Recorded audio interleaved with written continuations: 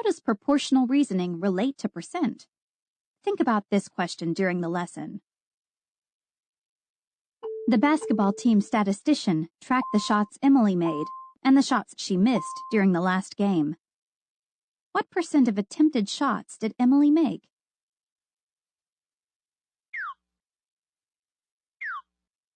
Emily made 9 shots and missed 3 shots. Draw a bar diagram and write a proportion to represent the number of shots made and the total number of shots. The bottom bar represents the total number of shots Emily attempted, or 100% of the shots. That's 9 shots made and 3 shots missed, for a total of 12 shots attempted. We need to find the percent of shots Emily made. Emily made 9 of her 12 shots. Why does the bar in the diagram for 100% represent the total number of shots, and not 9 or 3?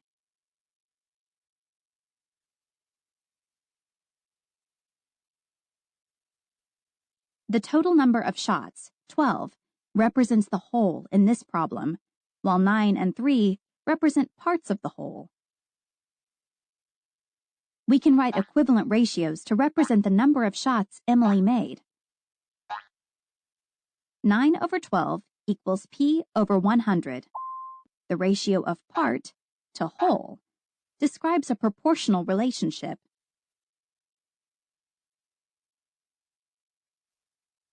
Let's solve for P. 9 over 12 times 100 is equal to P over 100 times 100. Why should we multiply both sides of the equation by 100? Multiplying both sides by 100 isolates the variable P. So, 75 is equal to P. Emily made 75% of her shots. Way to go, Emily! Camilla makes 2 of her 5 shots attempted. Is the percent of shots she made more than, less than, or the same as Emily's percent of shots?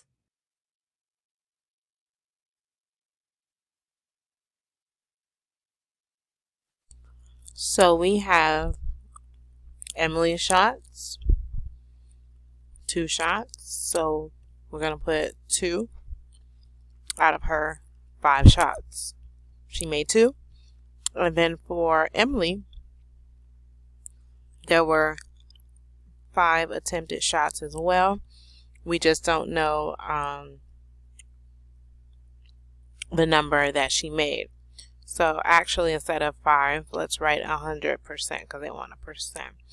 So 100, and then 2 over 5, we're going to divide 2 and 5. So using your calculator, divide 2 and 5, and you should get 0 and 4/10.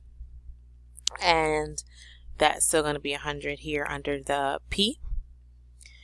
Then you are going to multiply the 100 on both sides as you saw in the example. And so 100 times 0 and 4/10 is equal to 40. So Camila made 40%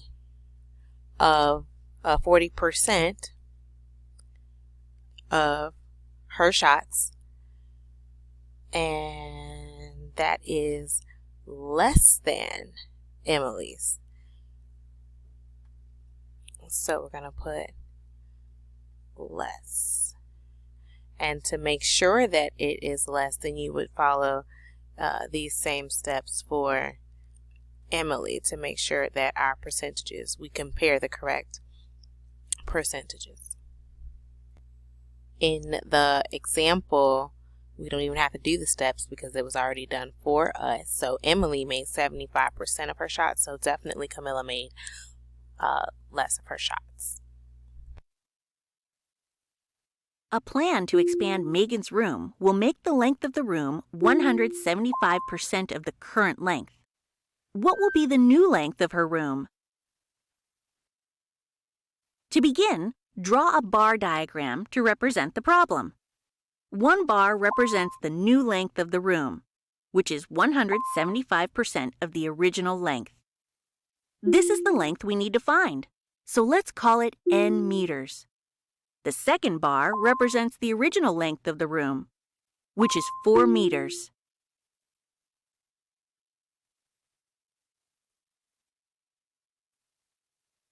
Now write a percent proportion to find the new length. The ratio of the part to the whole is equal to the percent, p to 100. In this problem, the part is the new length of the room, and the whole is the old length.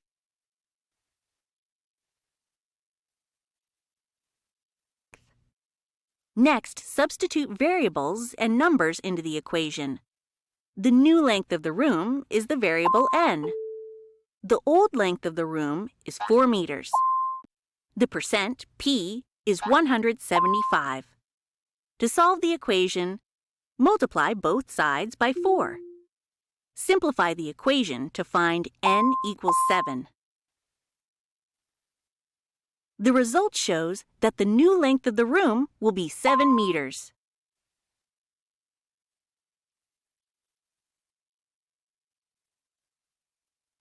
The nutrition label shows the percent of the recommended daily intake for nutrients found in a serving of soy milk.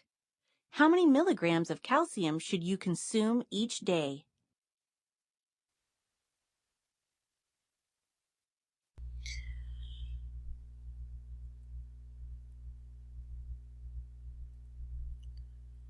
So the calcium is a part, 20% of that value of the nutritional value. And so you put 260 over the daily value, which is what we're solving for. And then the calcium is 100, P over 100. So next, we look at the percent. So we're going to write a percent proportion. So the calcium per serving is going to be over the daily value. So again, it is 20%. So we're going to put P over 100. And the 260 is representing the calcium per serving, the milligrams here. And it's going to be over the daily value, which is going to be represented by W.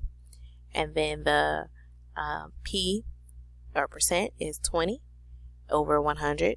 So that percent, 20% is 20 over 100 as a fraction. And so we multiply W on both sides of the equation.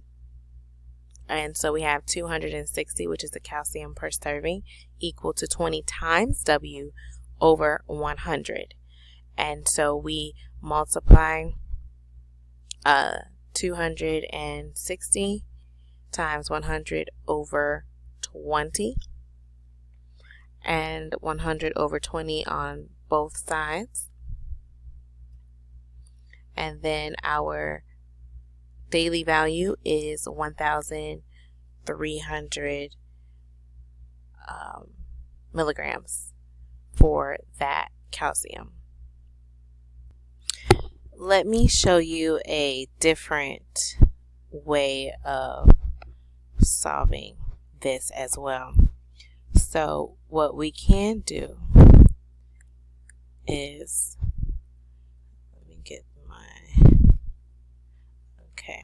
chose my color. All right, so we can take the same 260 over W and equal to 20 over 100. And then what we could then do is cross multiply. So we would cross multiply this way and cross multiply that way. I didn't mean to zoom in. Cross multiply that way. So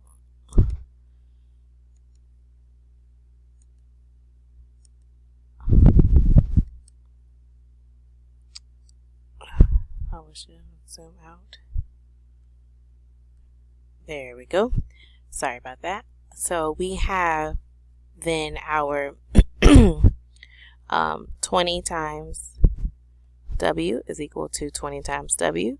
And then we have 260 times the 100.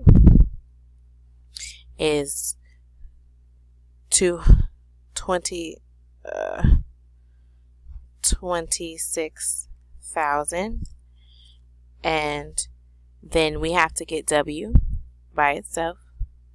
So we're going to divide by 20 on both sides because that's the inverse of multiplying 20 times W. So we're going to divide the 20 on both sides. It cancels out over here. And so 26,000 divided by 20 is equal to 1,300 or 1,300. So that is just another way of solving the same problem that I wanted to show you. Let's move on to the try it.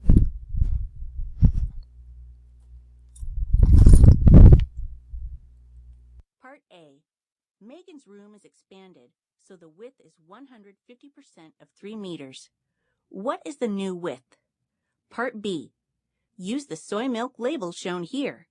What is the recommended amount of iron needed each day? Round your answer to the nearest milligram. Let's take a look at A. So A, with 150% of 3 meters, so we have 150 over 3 meters, and then what is the new width of Megan's room? So that's going to be, we want the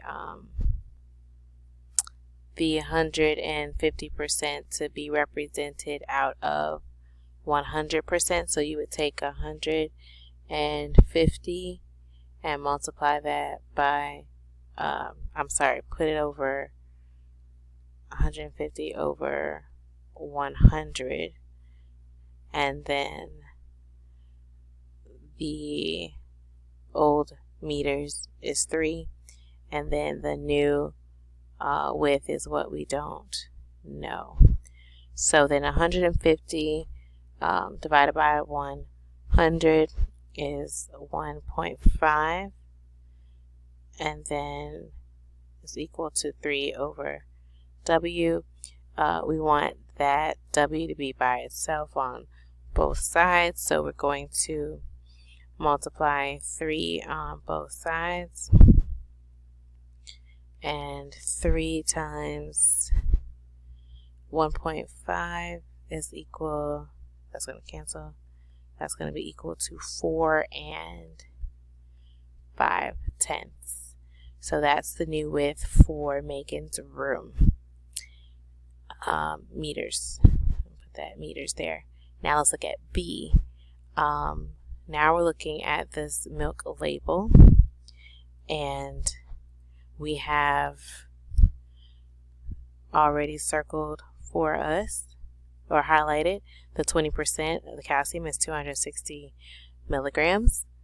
It says the recommended iron, so let me go back. I'm sorry. Iron is 45% at 8 milligrams, so we have the 45%. That's 8 milligrams. Okay, and so it says what is the recommended amount of iron needed for each day. So we're going to take the iron per serving is going to be the 8 milligrams over the daily value. We don't know, so I'm just going to put a D for daily value, and then that is going to be now the percent, which is 45% of that, so that's 45 over 100. That represents 45% as a fraction. And then we're going to do what I showed you in the example, which is cross multiplying. I think you would find that a bit easier. So we're going to cross multiply, and so we have 45 times D is equal to 8 times 100, which is 800 And so we need D by itself. So we're going to divide by 45. That cancels out on both sides. And then 800 divided by 45 is going to give us a long decimal that actually repeats. And it's going to be 17 and 7. 7, 7, 7, 7, 7, 7, 7 is going to keep repeating that 7. But it does tell us to round to the nearest milligram. So if we round to the nearest milligram, let me use a different color. We will look at the 7. Look next door. We have a 7, which is greater than 5. So that 7 will go up to an 8. And so the final answer would be 18 milligrams.